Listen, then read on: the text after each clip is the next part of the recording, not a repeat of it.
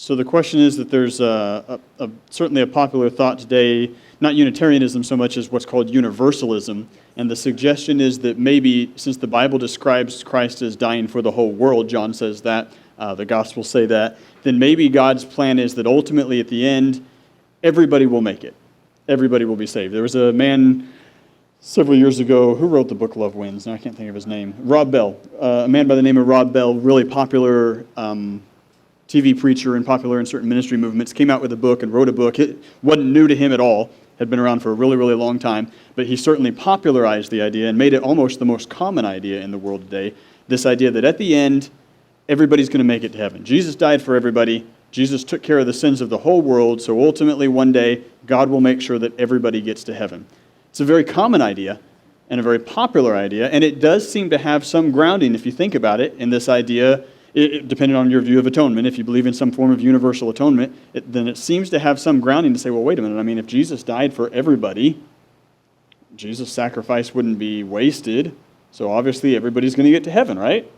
Now, there's a whole different track if you take a limited atonement view that comes along differently. I would say either answer works fine.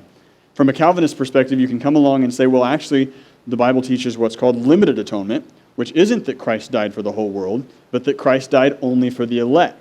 That would be what a Calvinist would say. I'm not sure I would quite word it that way, and I don't really like the phrase limited atonement anyway.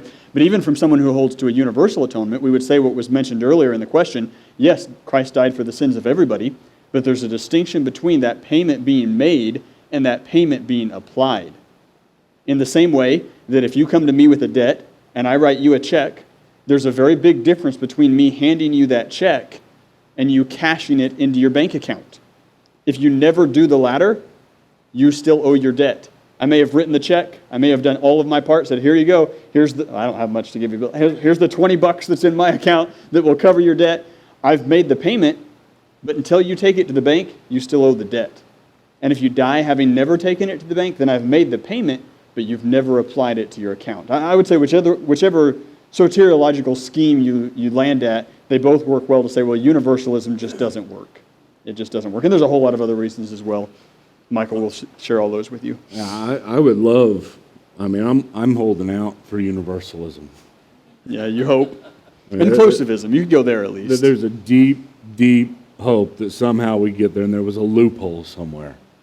The Bible doesn't seem to give us any, but, there's a guy named Origen, early 3rd century theologian, who believed in universalism, believed that ultimately God would reconcile all things to himself.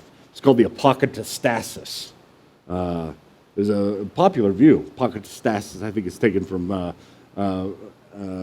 Acts chapter 4, where Peter says the heavens must receive Christ until he reconciles all things to himself. The word used there is the apokatastasis, the complete redemption.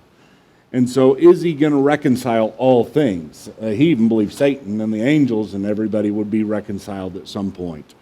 As he said, there is the Rob Bell. There's many people who take in Romans chapter 5 where it talks about Christ or Adam coming in through one man all were condemned, and then it says through one man all will be made alive. Well, wait a minute. It's very clear there, it seems to be, that there is going to be a universal redemption. Although later on in the passage it says, to those who receive the gift of his grace, he qualifies it.